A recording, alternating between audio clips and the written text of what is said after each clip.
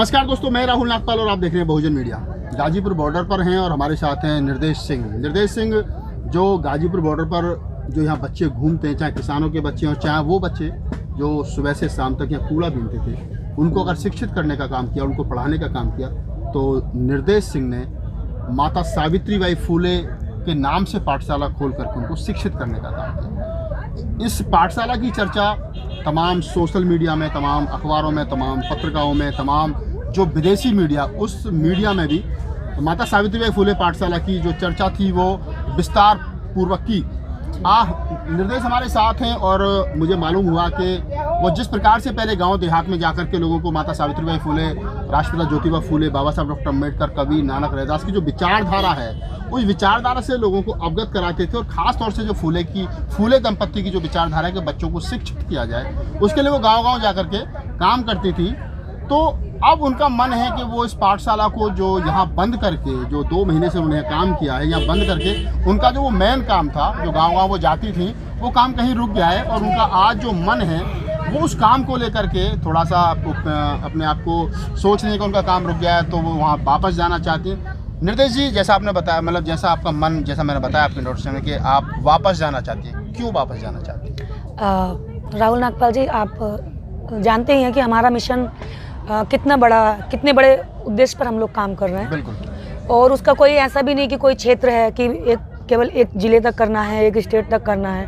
हमें पूरे देश भर में काम करना पड़ रहा है। और जो संगठन माता सावित्रीबाई फूले, उसकी मैं चेयरपर्सन भी हूँ, तो उसके नाते मुझे सभी स्टेटों में, सभी जिलों पर भी जो है टीम का मीटिंग लेने के लिए जाना पड़ता है।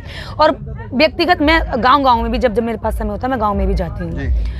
तो ये बहुत बड़ा काम है जिसको मैं यहाँ रह करके, वो बंधा हुआ सा लग रहा है, अब रुका हुआ सा ही। मान लीजिए कि जब मैं यहाँ हूँ और कार्यकर्ता भी यहीं आना जाना कर रहे हैं, डेली यहाँ पर लोग आते हैं, जाते हैं और चले जाते हैं। कुछ टीम यहाँ पर रुकी हुई है कंटिन्यू पिछले 22 जनवरी से, तो वो काम कहीं ना कहीं पूरी तरीके से रुका है।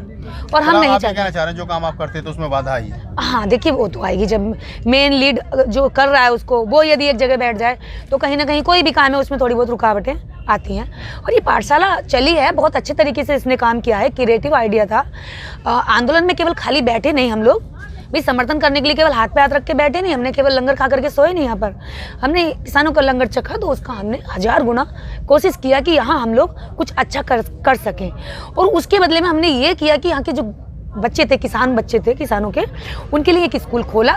और उन बच्चे भी आगे, जब हमें लगा कि उन बच्चों को पढ़ाकर हमारे पास टाइम बच रहा है, तो हमने यहाँ पर गार्बेज वाले जो बच्चे जो कूड़ा बीनते हैं, पन्नी उठाते हैं, बोतल उठाते हैं, उन बच्चों के लिए हमने अपना पूरा टाइम दिया, पूरा समर्पण किया कि हम कोई बात नहीं, हमें तो बच्चे चाहिए। वो चाहे कूड़े में जो है खाना ढूंढने वाले बच्चे हो या किसानों के बच्चे हो, हमने उन बच्चों को भी किसानों के बच्चों की लाइन पर ला दिया। लगातार उनको सिखाया, बैठना सिखाया, लाइन में लगना सिखाया, पढ़ना सिखाया। आज वो बच्चे सीख गए और बहुत अच्छा सीख गए, बहुत तेज़ी से सीख रहे हैं। तो ये पाठशाला चलती रहेगी, ये पाठशाला ख़त्म नहीं होनी है। बस ये है कि माता सावित्रीबाई फूले महासभा की जो बैनर है वो किसी भी नहीं रहेगा। हाँ, मतलब वो किसी, देखिए कोई भी जो संगठन का उद्देश्य है वो तो संगठन का पदाधिकारी लोगों को कहीं ना कहीं आप ये कहने की कोशिश कर रही हैं, जिस प्रकार से माता सावित्रीबाई फूले हो या राष्ट्रपिता ज्योतिबा फूले हो, वो कहते थे कि एक पाठशाला खोलते थे, वहाँ लोगों को स्थापित आगे चले जाए। हाँ, बिल्कुल। यहाँ जो ये पाठशाला खुली है, ये तैयार है। बच्चे यहाँ पर डेली आते हैं डेली। यहाँ पर केवल लोगों को आकर के पढ़ाने की ज़रूरत है। लोग आएँ, अच्छे लोग निकले। और मेरा पूरा विश्वास है कि हम बच्चों के बारे में सोचने वाले, इन कूड़ा बीनने वाले बच्चों के लिए दिल में दर्द रखने वाले लोग बहुत होंगे और वो आएंगे। अभी हम लोग 4-5 दिन तक इंतजार करेंगे, वो लोग आएँ, जिम्मेदारी लें, उनका स्वागत है। ये पाठशाला हम लोग हैंड ओवर करके, जो भी जिम्मेदारी 4-5 दिन में अच्छे लोग आते हैं तो आप उनको हैंड ओवर करेंगे? हाँ, बिल्कुल, हम लोग ये हैंड ओवर करेंगे। नहीं आते हैं तो हम लोग यहाँ जो किसान आए हुए हैं, किसान भाई हैं, उनसे हम लोग कहेंगे कि वो पाठशाला को चलाए। चाहे वो दिन में यहाँ बच्चे तो डेली आएंगे। देखिए बच्चों की इतनी आदत होगी, अभी तो बच्चों को पता नहीं है। बच्चों को बड़ा मतलब दुख होगा जब हम जाएंगे, तो ये पता नहीं वो कौन सा मोमेंट होगा, हमें भी दुख होगा उनको छोड़ते हुए। लेकिन हमारा काम एक जगह रुकना नहीं है। हम बहता पानी है। हम लोग आज हमने यहाँ काम किया, हम लोग कल, क्योंकि ज्ञान की रोशनी केवल एक जगह समेटने के लिए नहीं है, उसको और लोगों को भी मिलना चाहिए। मार्क्स ने भी कहा कि मेरे सारे अनुयायी सारे दिशाओं में फैल जाओ। एक जगह बैठे रहने से वहाँ पर बाकी दिशाएं जो है अंधेरे से मुक्त नहीं हो पाएंगी। तो हम लोग इस काम को आगे जारी रखें, लोग आएँ, उस पाठशाला की जिम्मेदारी लें, बच्चों को पढ़ाएं। और बाकी तो हम लोग आते रहेंगे। किसान आंदोलन को हमारा पूरा समर्थन है, वो हम करते रहेंगे। बीच में आते रहेंगे? हाँ, बिल्कुल, हम लोग आते रहेंगे। और यहाँ से इस पाठशाला का अनुभव जो रहा आपका, कैसा अनुभव रहा? देखिए, अनुभव तो कोई भी अच्छा काम करने जाते हैं तो कुछ तकलीफ़ें आती हैं, कुछ समस्याएं आती हैं, वो हमने भी फेस की।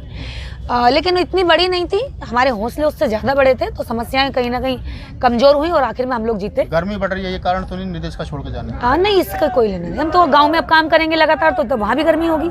हम तो गांव गलियारों में काम कर रहे हैं पिछले 8-9 सालों से, तो वो तो गर्मी सर्दी हमारे लिए तो कुछ ऐसा कुछ महत्व जैसा लोग कह रहे हैं कि जैसे जैसे गर्मी बढ़ेगी वैसे वैसे आंदोलनकारी उनको सपोर्ट करने वाले लोग जाएंगे, यहाँ छोड़ करके जाएंगे, तो मुझे लग रहा है कि शायद आप भी इसलिए जा रहे हैं। नहीं, इससे हमारा कोई लेना देना नहीं। हम लोग तो हम तो पहले काले कुलूटे, हमें गर्मी से क्या लेना देना। हम तो गर्मियों में पैदा होते हैं, गर्मियों में काम करते हैं, गर्मियों में मर जाते हैं। हम तो इस देश के वो दबे और उस आखिरी पायदान के लोग हैं जिनको गर्मी सर्दी का कोई ज़्यादा अनुभव ही नहीं होता। आखिर यहाँ राकेश टिकैत साहब ने आकर के खुद बच्चों को पढ़ाया, कैसा अनुभव? देखिए, राकेश टिकैत साहब यहाँ खुद बच्चों को आकर के पढ़ा कर गए। वो भी समझते हैं कि कितना महत्वपूर्ण विषय है, शिक्षा कितना ज़रूरी है और इन बच्चों के जीवन में कितना बड़ा परिवर्तन शिक्षा से आ सकता है। तो राकेश टिकैत जी यहाँ आए हैं, वो समझते हैं कि ये पाठशाला अच्छा काम कर रही है और इस पाठशाला के लोग सारे डेडिकेटेड हैं। तो मैं चाहती हूँ कि यहाँ जो भी किसान भाई हैं उनकी इस बात को भी मद्देनज़र रखते हुए कि भी वो चाहते हैं तभी पाठशाला में वो आए, उन्होंने बच्चों को ही पढ़ाया, टाइम भी दिया। आज कल फिर वो एक शाम को आए यहाँ पर। तो इस पाठशाला को जारी रखिए और हमारी शुभकामनाएं। हम लोग आएंगे और बच्चे यहाँ देखिए, जो बच्चे बिल्कुल जीरो ग्राउंड से हमने उठाए, आज वो बच्चे कुछ लेवल तक आ गए, पढ़ गए, तो ज़्यादा मेहनत भी करनी नहीं पड़ेगी। अब तो बच्चों को केवल आपको स्टडी करानी है, बेसिक चीज़ें हम सिखा चुके हैं उनको। किसान मोर्चा का कैसा समस्या है? किसान मोर्चे का सहयोग जो था वो जब मिलना शुरू हुआ, जब हम लोग बहुत सारी समस्याएं झेल करके बैठ चुके थे एक जगह पर, और मैं एक बार थक के यहाँ से जा चुकी थी, निराश होकर इतना टूट गई थी कि मेरे मन में लगा कि मैं बेकार ही मेहनत कर रही हूँ, यहाँ कुछ होने वाला नहीं है। नहीं, उनको शायद आपने उनकी समस्या को मतलब महसूस नहीं किया, उनके पास अपनी बहुत सारी समस्या थी।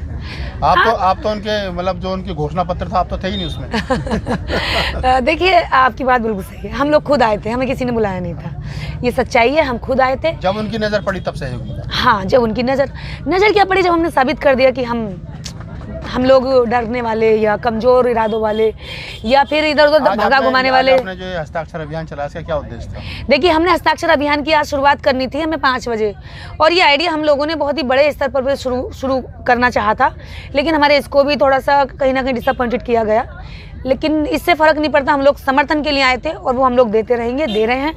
हस्ताक्षर अभियान जारी रहेगा और ये कल शाम तक जारी रहेगा। इसका क्या उद्देश्य हस्ताक्षर अभियान? इसका उद्देश्य ये था कि किसान आंदोलन से ज़्यादा लोग जुड़े, दलित बहुजन लोग जुड़े, क्योंकि जो तीनों काले कानून हैं, इनसे जो महंगाई बढ़ेगी, जो रोटी पूंजीपति की तिजोरी में जब्त होगी, बंद होगी, उसका नुकसान गरीबों को भी कहीं ना कहीं झेलना पड़ेगा, दलित बहुजनों को भी झेलना पड़ेगा।